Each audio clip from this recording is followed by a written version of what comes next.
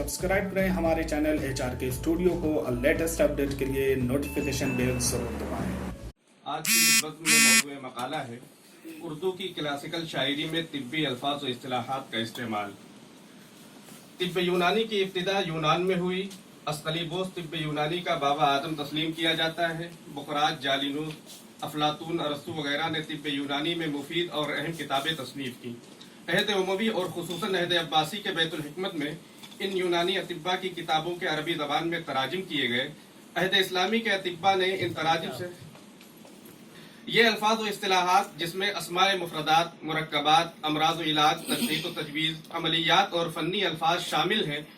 उर्दू शायरी में इन तिब्बी अल्फाज व इस्तिलाहात का बकसरत इस्तेमाल हुआ। शुआरा ने इन अल्फाज व इस्तिलाहात को अपने फ़िक्र फ़न में बरूए कार लाकर आम आदमी तक पहुँचाने और रिवाज देने की उम्दा और बेहतरीन कोशिशें की हैं और अपनी तख्लीक़ात में तिब्बी अल्फाज व इस्तिलाहात को बड़े ही अच्छे इल्मी व फ़न्नी अंदाज में पेश किया है। जिसे इश्क का तीर कारी लगे उसे ज़िंदगी क्यों न भारी लगे।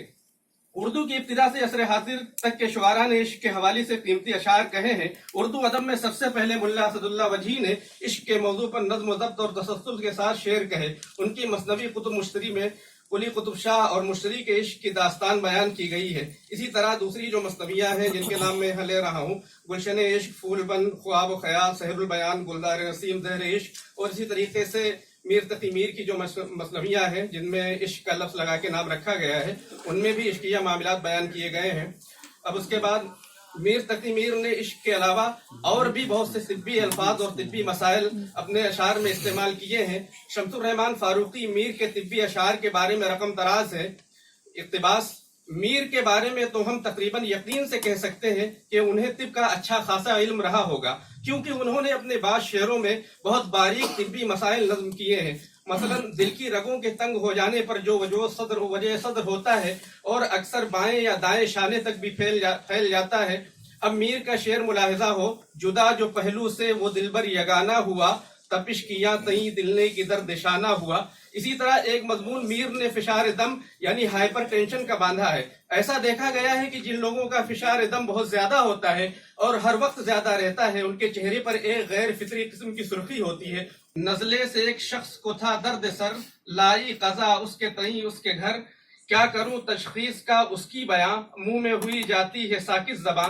माहौल की आलूदगी असर हाजिर का बहुत बड़ा मसला है, जिसकी वजह से सारी दुनिया हैरान और परेशान है। बहुत सी बीमारियां इस आलूदगी की वजह से जन्म ले रही हैं। आज से 2 सदी कबल हालात आज की तरह ना थे और माहौलियाती आलूदगी तकरीबन मादूम थी, लेकिन उस जमाने में भी मुसफ़ी ने माहौल और आलूदगी के बारे में बड़ा उम्दा शेर कहा है।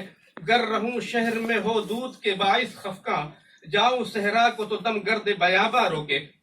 शेख मोहम्मद इब्राहिम ज़ौक़ ने तिब की बाकायदा तहसील की थी और कुछ अर्ते मतब भी किया था। मोहम्मद हुसैन आज़ाद आब हयात में रकम तराज है। इक़्तिबास तिब ज़ौक़ के बारे में लिखते हैं, तिब को चंद रोज किया, इसमें खून नाहक नजर आने लगा, आखिर जो तबीयत खुदा ने दी थी वही खूबी किस्मत का सामान बनी। इक़्तिबास खत्म, बहवाला आब हयात, सफ़ा 446। ज़ौक़ के कसायद में भी तिब्बी अल्फाज व इस्तिलाहात का इस्तेमाल कसरत से मिलता है। उनका एक कसीदा जिसका मतलब वाह वाह क्या मोहतदिल है बाग़ आलम में हवा, इस कसीदे में बहुत सी तिब्बी इस्तिलाहात इस्तेमाल हुई हैं।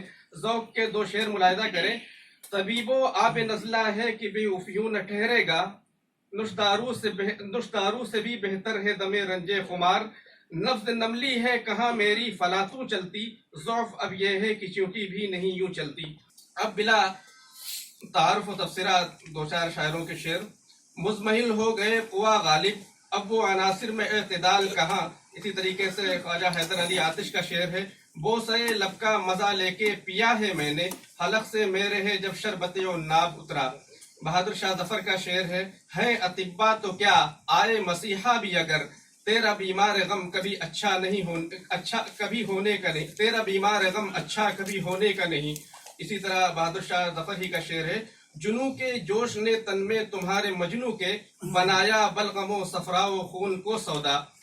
डॉक्टर रज़वान रज़ा रिजवान लिखते हैं, इक़्तिबास, ہمارے بہت سے شعراء نے طبی اصطلاحات کا استعمال فنی مہارت کے ساتھ انتہائی خوبصورتی سے کیا ہے، اور بعض اشعار کلی طور پر طب و حکمت کے مفہوم و معانی سے مزین ہیں، جنہیں طبی شعر کہا جا سکتا ہے، جن میں شعراء نے امراض جسمانی اور بدن کی مختلف کیفیات کو واضح انداز میں بیان کیا ہے اور طبی اصطلاحات کا بھرپور استعمال کیا ہے۔ اقتباس ختم، بحوالہ آئینہ طب، صفحہ 158۔